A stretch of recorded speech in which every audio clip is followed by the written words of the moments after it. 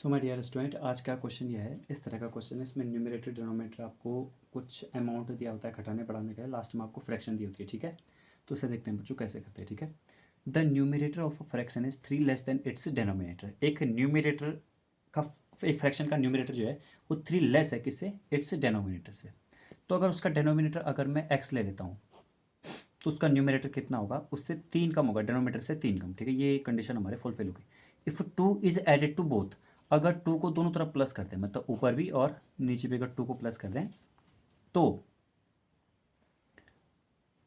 Then the sum of the new fraction, तो sum of the new fraction मतलब अब पहले के फ्रैक्शन तो ये थी ना, अब इसमें अगर 2 प्लस कर देंगे तो ये बच्चों कितना हो जाएगा? देखो, x-1 हो जाएगा ये, और ये x+2 हो जाएगा।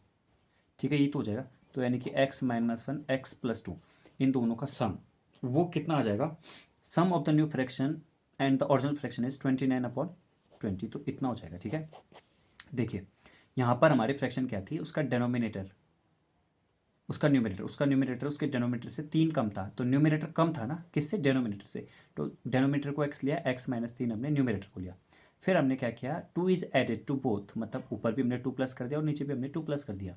ठीक है, तो उसके बाद क्या होगा? उसके बाद जो फ्रैक्शन मिल गया हमें, ये मिल गया x-1, क्योंकि -3 + 2, ये देखो अपोजिट साइन है ना, ये सब्ट्रैक्ट हो जाएंगे, बड़े में से छोटा माइनस होगा, जो बड़ा होगा उसी का साइन आता है। तो x-1 नीचे अगर देंगे तो हम x+2 हो जाएगा। ये हमारी पहले की फ्रैक्शन आ गई और ये हमारी अभी की फ्रैक्शन आ गई, और दोनों फ्रैक्शन का सम वो कितना होगा? 29/20 होगा, जो कि यहाँ पर मुझे गिवन है। ठीक है डियर, आई होप कि आपको यहाँ तक बात समझ में आई होगी। अब हम थोड़ा आगे करते हैं इससे। देखिए, अगर अब मैं इनका क्या करूँगा? एलसीएम ले सकता हूँ, और कोई तरीका नहीं है इसे सॉल्व करने का, x+2। ठीक है, तो फिर यहाँ पर क्या होगा? जब मैं इसका डिवाइड करूँगा ना यहाँ नीचे, तो x+2 का मल्टीप्लाई सीधे आ जाएगा, मतलब इसका डिवाइड करने पर जो बच जाता है, मार्क माई वर्ड्स, जो बच जाता है उसका मल्टीप्लाई हम लोग कहाँ करते हैं? ऊपर करते हैं। यानी कि x-3 के साथ मल्टीप्लाई करेंगे x+2 का, सिमिलरली x के साथ मल्टीप्लाई होगा x-1 का। ये ब्रैकेट में लिखा मैंने, आपको भी ऐसे ब्रैकेट का यूज़ करना है। तो यहाँ पर देख लीजिए, तो यहाँ पर कितना आ जाएगा? x², मैं यहाँ पे मल्टीप्लाई कर रहा हूँ, x का x के साथ किया x², x का 2 के साथ किया 2x, फिर माइनस, सॉरी प्लस लगा दिया मैंने, 3 का x के साथ 3x, और 3 का 2 के साथ 6। ठीक है, ये अब यहाँ पर भी कर लेंगे, तो ये हो जाएगा x का स्क्वायर और minus x upon x² + 2x equals to 29/20। अब इसके बाद क्या होगा? देखिए, आप ध्यान से देखिए, तो x² और x² ये हो जाएगा 2x², 2x 3x और ये x, तो 2x 2 में से 3 गया, -x -2x, और ये बचा -6/x² + 2x इक्वल्स टू 29/20। अब हम क्या करेंगे? अब हम क्रॉस मल्टीप्लाई करेंगे, तो ये कितना हो गया? 29x² + 29 2 जा 58x। बस मैंने s को यहाँ मल्टीप्लाई कर दिया, इसको अब यहाँ करूँगा, तो ये हुआ 40x² - 40x - 26 या 120। ठीक है यार, तो 29 को अब मैं इस तरह भेजूँगा, तो 40 में से 29 गया, 11x² ये बच गया। अब 58 को मैं इस तरह भेजता हूँ, तो 40 पहले से, ये -98 हो जाएगा, 98 और -120 तो इसी तरफ है ये।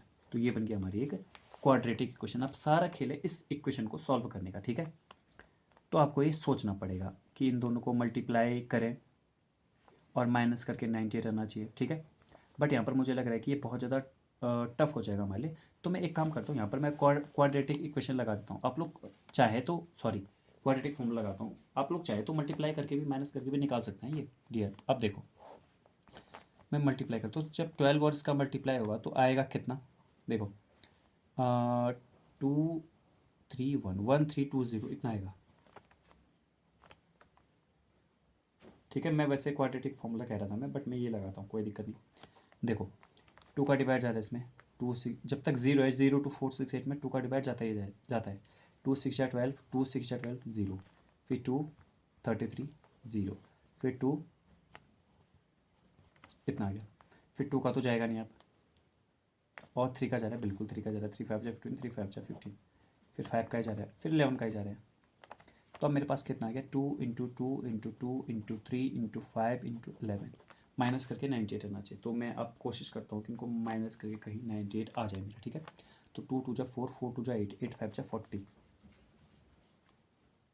40 और हाँ, 2 2 जा 4, 4 2 जा 8, ये 8 हो गया, ये 3 हो गया, ये 5 हो गया, ये 11 हो गया, माइनस करके 90 रहना चाहिए। ठीक है, तो एक काम करते हैं,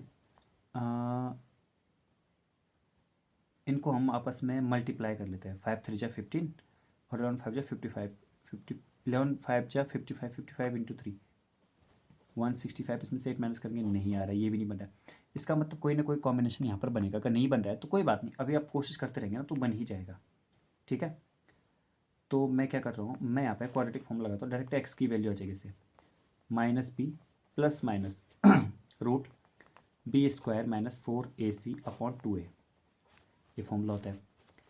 अब यहाँ पर b कितना है, यहाँ पर अगर b देंगे तो -98 है, यानी कि +98 हो गया, प्लस माइनस b², 98 का स्क्वायर, तो 98 का स्क्वायर कितना हो जाएगा, 98 इंटू 98, 98 इंटू 98, 8 8 जा 64, 4 कैरी 6, 8 9 जा 72 और 6 78, फिर 9 8 जा 72 कैरी 7, 9 9 जा 81 और 7 88, 4 6 9 604 9604 माइनस 4ac, तो a और c का मल्टीप्लाई करके तो इतना है, 4 का मल्टीप्लाई और कर देंगे तो इसमें इतना आ जाएगा 5280।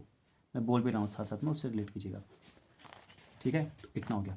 अब हम फर्दर से सॉल्व करेंगे तो ये हो जाएगा 98 प्लस माइनस, ये तो 22 तो है ही है, इसमें से जब ये माइनस करेंगे तो 4 का 4, 10 में से 8 माइनस 2 बचा, यहाँ 5 बचा, 5 में से 2 माइनस 3 बचा, और यहाँ पर कितना बचा 8, नहीं 8 नहीं 9 नहीं बचा, 9 में से 5 माइनस 4, यानी कि 4324 हमारा आ गया।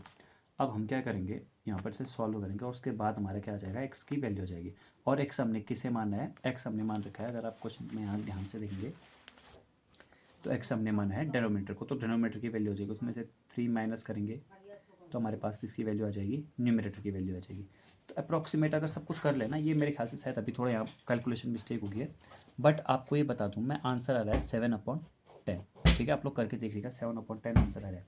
क्या क्या हमने फ्रैक्शन को ये ले लिया, पहले फ्रैक्शन को हमने इतना ले लिया x -3/x, फिर हमने दोनों में 2 2 प्लस किया, 2 इज एडेड टू बोथ, तो न्यूमरेटर और डिनोमिनेटर में तो उसका सम कितना रहा है, न्यू फ्रैक्शन का और ओरिजिनल फ्रैक्शन का, न्यू फ्रैक्शन का और ओरिजिनल फ्रैक्शन का 29/20 आ रहा है। फिर यहाँ पे मल्टीप्लाई करेंगे और फिर हमारा आंसर आ जाएगा। ठीक है डियर, सो आई होप कि आपको ये क्वेश्चन समझ में आया होगा। मिलते हैं नेक्स्ट वाले क्वेश्चन के साथ।